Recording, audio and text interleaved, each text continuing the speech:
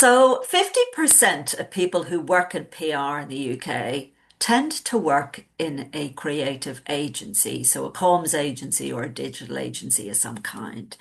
And to find out more about what it's like to work in an agency where you are doing the PR for different brands and organizations, I've got with me today Georgia Welfair, who's a senior account manager at Panglian agency. I hope I pronounced that right. You can put me on the straight and narrow in a moment. And I believe the agency is known specifically, but not exclusively, for doing some drinks PR.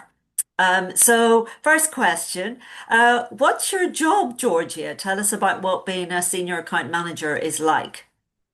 Hello, Maud. Thank you so much for having me. My role is senior account manager at Pangolin. Actually started as account manager when I first joined 2 years ago, but I've since progressed to senior account manager. And I think the key thing to understand with this job role is that you are kind of the linchpin of the account. So you are, a sort of mid-weight position. You're looking ahead to some of the kind of more stretching up role, but you're also still having to kind of get your hands dirty and do a lot of the doing. So it's that kind of midway. You might be managing, an account exec or a senior account exec underneath you, but you're also going to be reporting into your account directors and associates. So you kind of have to have this really great bird's eye view of everything that's happening on whatever project you're working on, but also be thinking of the bigger picture and how you can stretch the account to work harder and produce better results. Okay, so you talked about accounts there, and for anyone who's new to the area might be wondering what has accounts and money got to do with it, but it's not that at all. These are your clients. Mhm. So tell us a little bit about some of the brands that you're working with or that are taking up a lot of your time right now.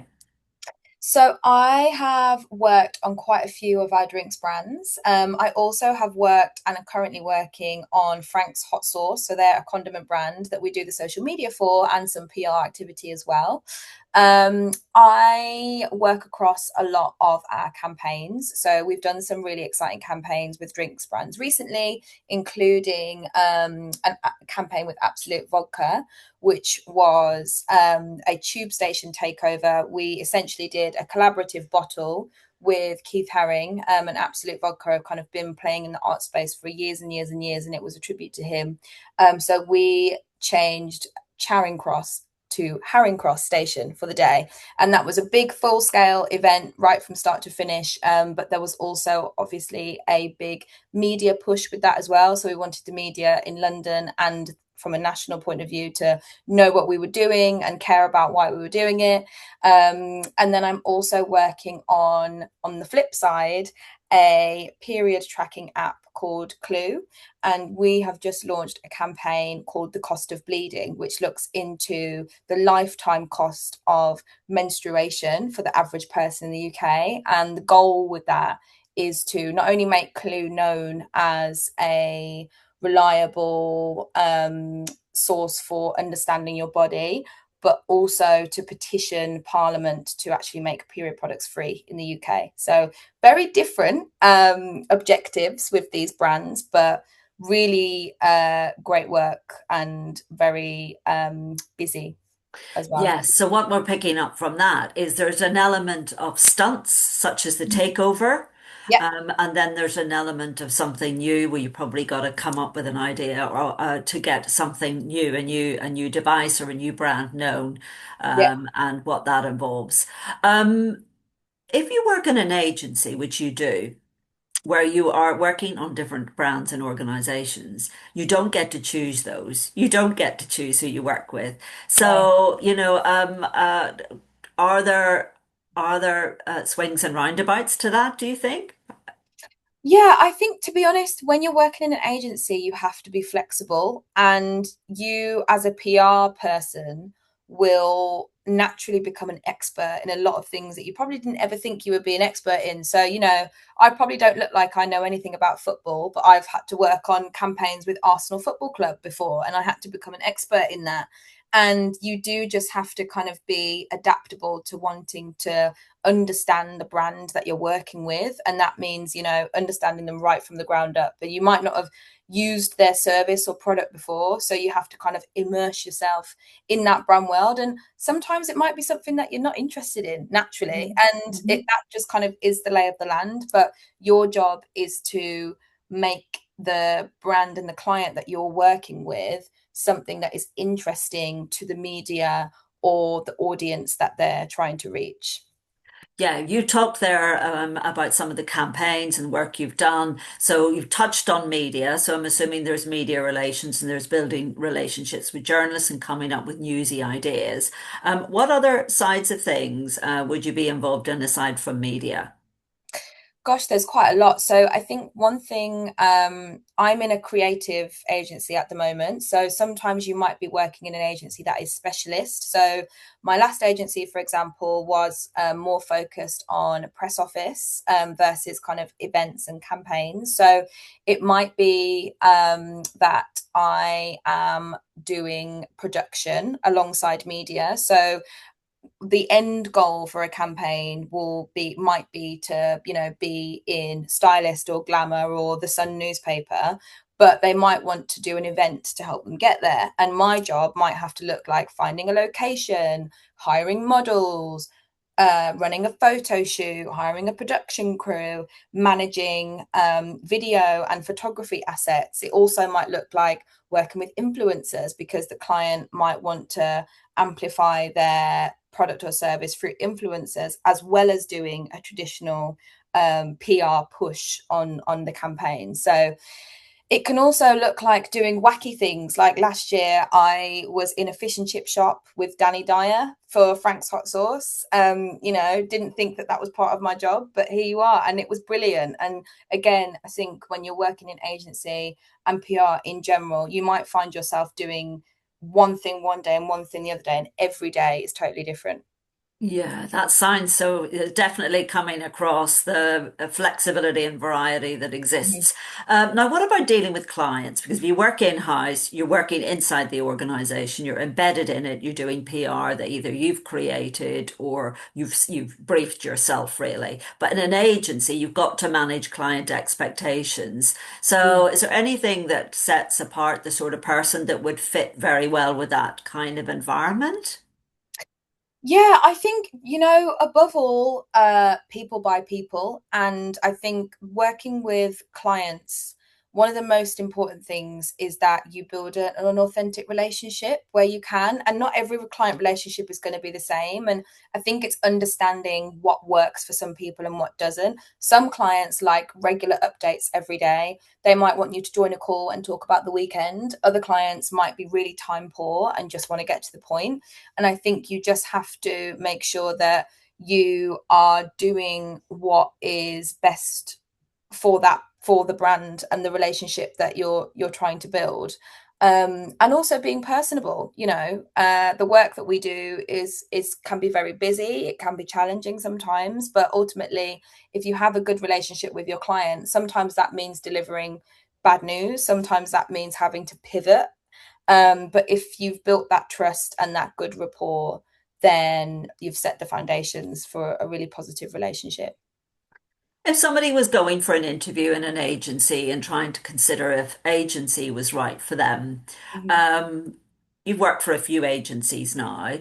How do you know the chemistry is right or the culture is right? Are there little things that might give you signals? Oh, that's a good question. I think, to be honest, it sort of depends on what you're looking for. I think for me personally, I like an agency that kind of prides themselves in being collaborative and supportive of each other.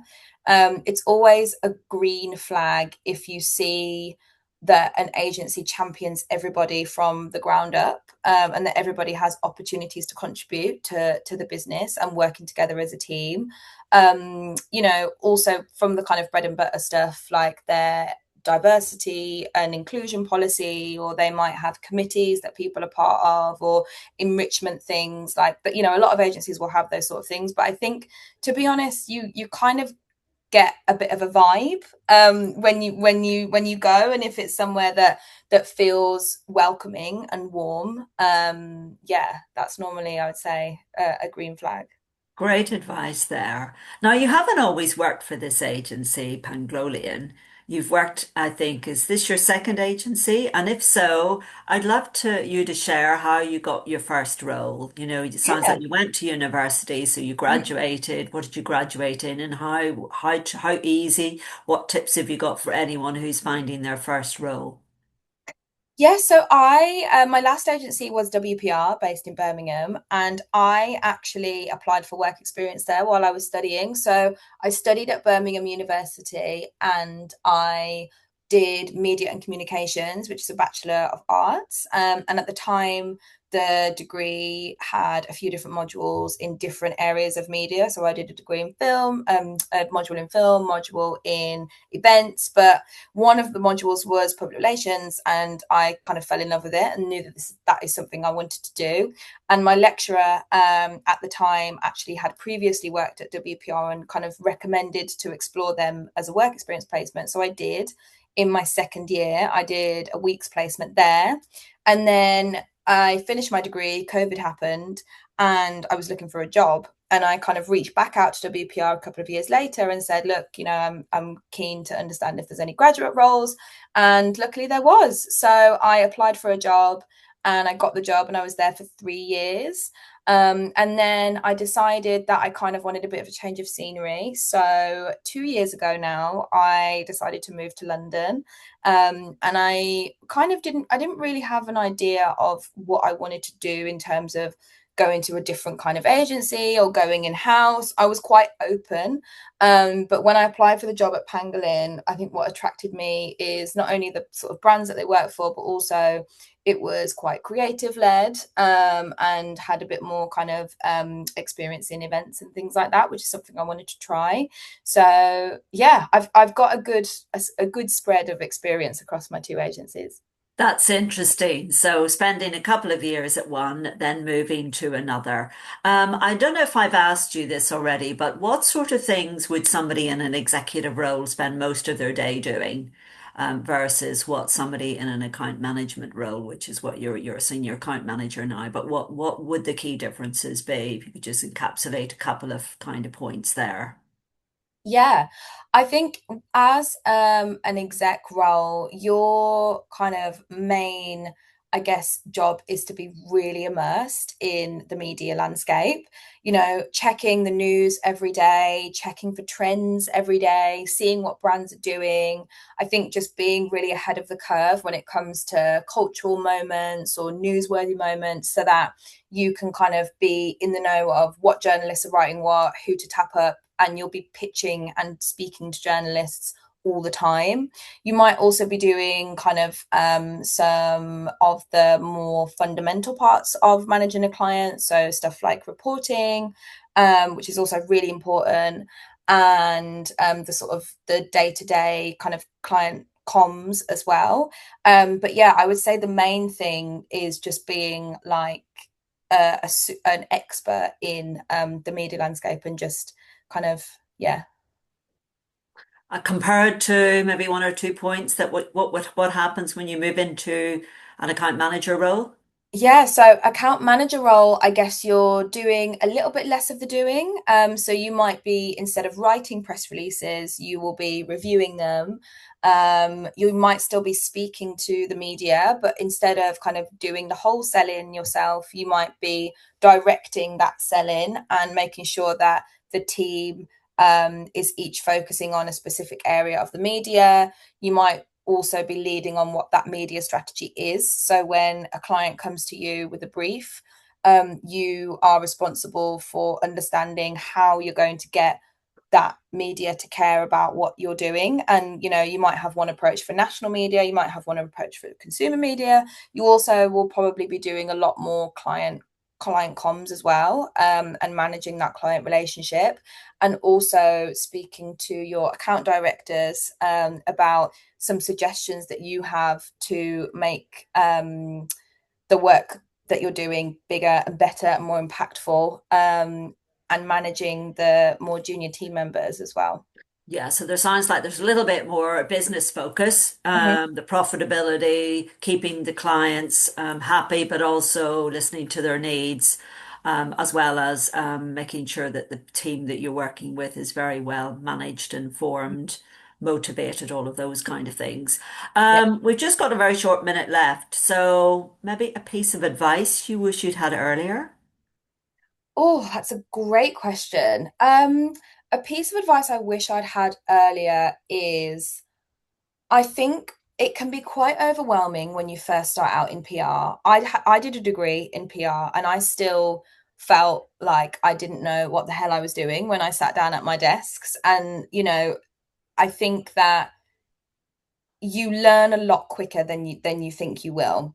And just believe almost believe it sounds a bit corny, but like just believe in yourself and back yourself, because it's gonna feel like so many different things are happening at once and you might have to spin so many different plates, but actually being thrown in the deep end is sometimes the best way to learn. And just believe that you can overcome it and you can achieve, and the time will fly by and you'll look back and think, oh my god, I can't believe I am where I am now. And also, everybody starts somewhere. Your directors who are super senior were you once. You're not alone in that.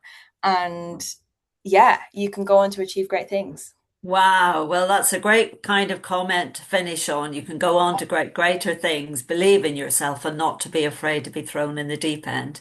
Look, Georgia, it's been wonderful to talk to you today. Thank you for joining us. Thank you. Oh, it's been a pleasure. Thank you so much.